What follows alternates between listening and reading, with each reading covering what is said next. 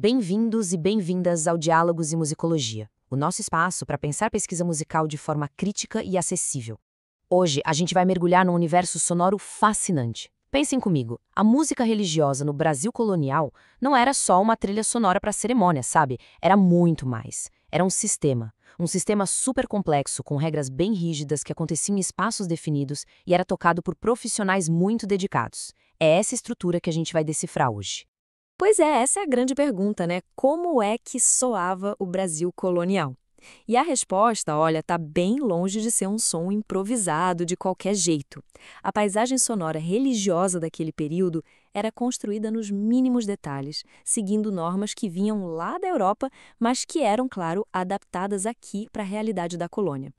E é exatamente essa ideia que a gente vai explorar. A música sacra no Brasil colonial era muito mais do que só uma expressão de fé. Ela era uma verdadeira instituição cultural. Tinha regras, tinha hierarquias e até um sistema de ensino próprio que garantiu que ela sobrevivesse e se espalhasse por séculos.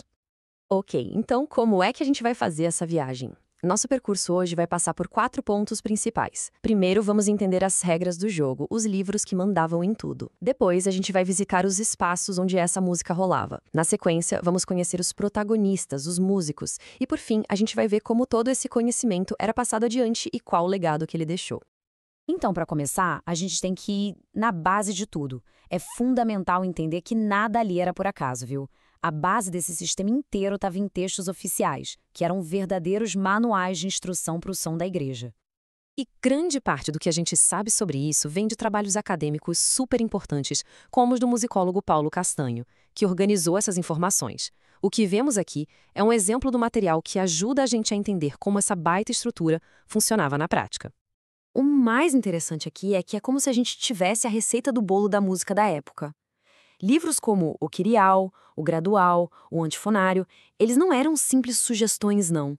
Eles determinavam, com uma precisão impressionante, quais cantos deveriam ser executados em cada dia do ano, em cada tipo de cerimônia. Era um sistema musical unificado e controlado lá de Roma. Agora, olha só, tem uma diferença aqui que é super importante a gente entender. De um lado, tinha a música litúrgica, que era a parte oficial do rito, sempre em latim e seguindo esses livros à risca. Do outro, a música não litúrgica, ou paralitúrgica. Ela também era religiosa, claro, mas permitia mais flexibilidade, podia ter textos em português e era muito usada em eventos como novenas e procissões. Tá, mas e o som, como é que ele era? Basicamente, a gente pode pensar em 2 formas. A primeira é o canto-chão, aquele canto tradicional, mais antigo, com uma única melodia. A segunda era o que se chamava na época de canto de órgão. E, atenção, esse nome pode confundir. Era o termo da época para polifonia, uma música bem mais complexa com várias vozes cantando melodias diferentes ao mesmo tempo. E isso, claro, exigia músicos muito mais qualificados. Certo. Com as regras entendidas, vamos agora para os palcos dessa produção sonora. A música não acontecia em qualquer lugar. Ela existia dentro de uma hierarquia institucional muito bem definida. Pensem numa pirâmide, né? Lá no topo, a gente tinha as catedrais das arquidioceses e dioceses. Eram os grandes centros de produção musical, com estrutura permanente, músicos contratados. Um pouco abaixo vinham as igrejas matrizes das paróquias, que tinham uma organização musical talvez mais modesta, mas nem por isso menos ativa. Mas, atenção, o som não se limitava a essa estrutura oficial. A música fervilhava também nos conventos de frades e freiras, e principalmente nas capelas das irmandades e ordens terceiras. E essas associações de leigos, olha, investiam pesado em música para deixar suas próprias festas e cerimônias ainda mais bonitas. Beleza, já vimos as regras e os locais. Mas e as pessoas? Quem era a galera que dava vida a esse sistema todo? Vamos conhecer agora a equipe por trás desse som. Nas catedrais, a coisa era super hierárquica, quase militar. No topo de tudo, o bispo. Logo abaixo, vinham figuras como o chantre, que cuidava da liturgia. Mas o coração musical da coisa toda era um mestre de capela. Ele regia tudo, com a ajuda de um organista e dos moços do coro, que eram jovens aprendizes e formavam a base vocal. Então, vamos guardar bem essa figura, o mestre de capela. Ele era o verdadeiro motor de todo o sistema. Não era só um maestro, ele era compositor, professor e gestor musical, tudo ao mesmo tempo. Era uma profissão de altíssimo prestígio e de uma responsabilidade enorme. Agora, saindo das grandes catedrais e indo para as igrejas menores, as matrizes, o cenário já mudava um pouco. A organização era mais fluida. Muitas vezes, um mestre de capela era contratado só para as festas mais importantes, e ele trazia consigo seu próprio grupo de músicos, seus discípulos. Era um sistema mais parecido com o de um profissional autônomo de hoje em dia. E o cenário musical era ainda mais rico do que a gente imagina. Porque, além de tudo isso, tinha os religiosos nos conventos com as suas práticas próprias e também os músicos contratados pelas poderosas irmandades ou até pelas câmaras municipais, que era o poder público da época, para dar aquela pompa a todas as grandes festas do calendário, como a de Corpus Christi. E para a gente fechar nosso raciocínio, como é que um conhecimento tão complexo era passado para frente e qual era o tamanho real desse sistema todo? Vamos ver agora como a educação musical e a estrutura da igreja garantiram o legado disso tudo.